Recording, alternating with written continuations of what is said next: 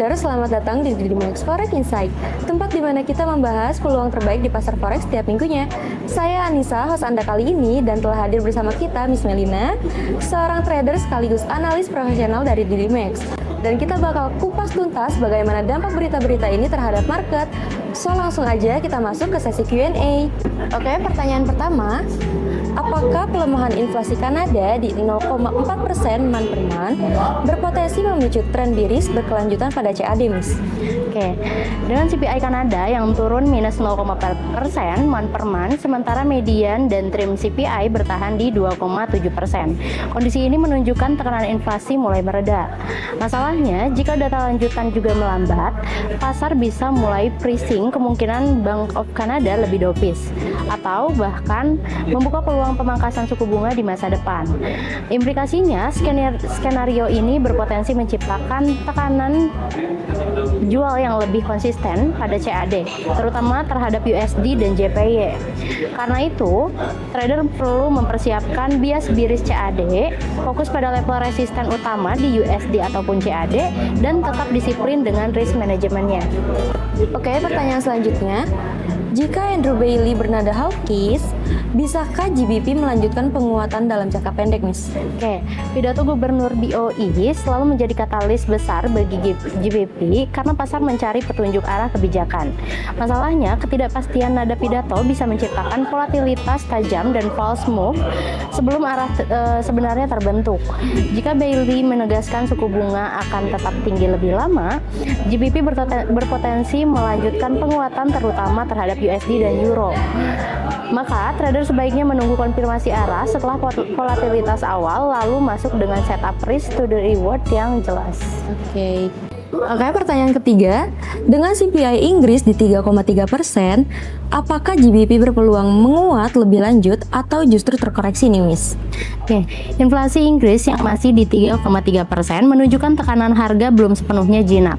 Masalahnya, jika pasar menilai angka ini belum cukup tinggi untuk memicu BOE lebih hawkish, bisa terjadi aksi profit taking jangka pendek. Namun, secara fundamental, data ini tetap condong mendukung GBP dibanding mata uang dengan inflasi yang lebih rendah.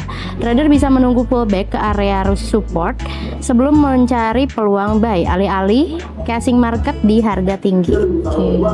Oke, next. Apakah pidato Trump berpotensi menciptakan risk off yang menguatkan USD dan emas, nih? Oke, pasar menunggu sinyal kebijakan ekonomi ataupun geopolitik dari pidato Trump. Masalahnya, pernyataan tak terduga bisa memicu sentimen risk off global secara tiba-tiba. Jika itu terjadi, USD dan emas berpotensi menguat bersamaan, sementara indeks saham bisa tertekan. Karena itu, trader perlu mengurangi exposure menjelang pidato, memperketat stop loss, dan menunggu arah pasti lebih jelas. Oke, next. Dengan employment change Australia di 26,5K, apakah Australian dollar berpotensi menjadi salah satu mata uang terkuat di pekan ini, Miss?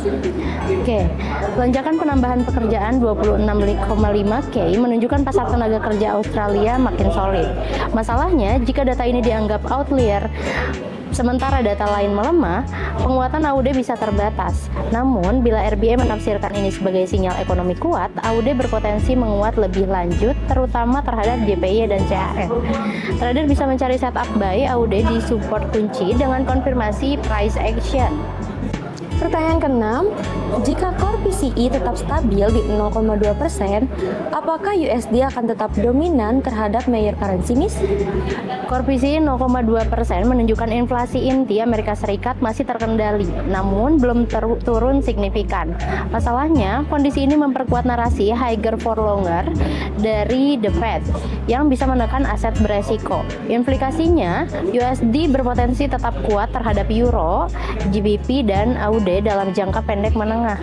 Trader bisa mempertahankan bias bullish USD, tapi tetap waspada terhadap koreksi teknikal di time frame yang lebih rendah. Oke, pertanyaan selanjutnya.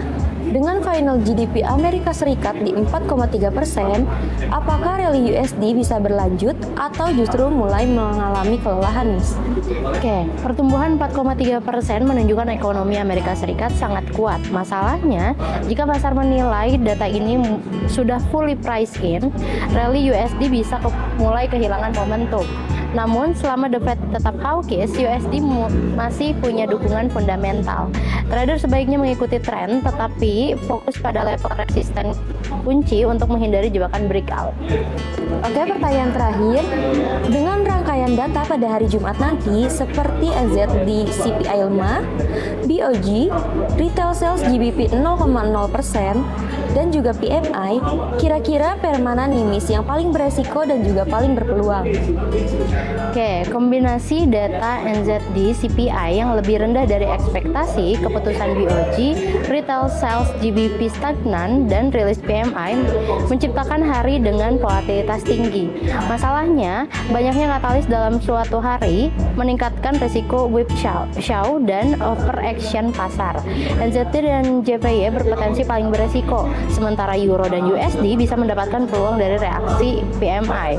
Trader sebaiknya fokus pada 1-2 pair menggunakan stop loss yang ketat dan hindari overtrading saat volatilitas memuncak. Oke, itu tadi kesimpulan dari pembahasan kita kali ini. Semoga dari apa yang sudah kita bahas bisa bermanfaat untuk plan trading Bapak Ibu di minggu ini. Happy trading!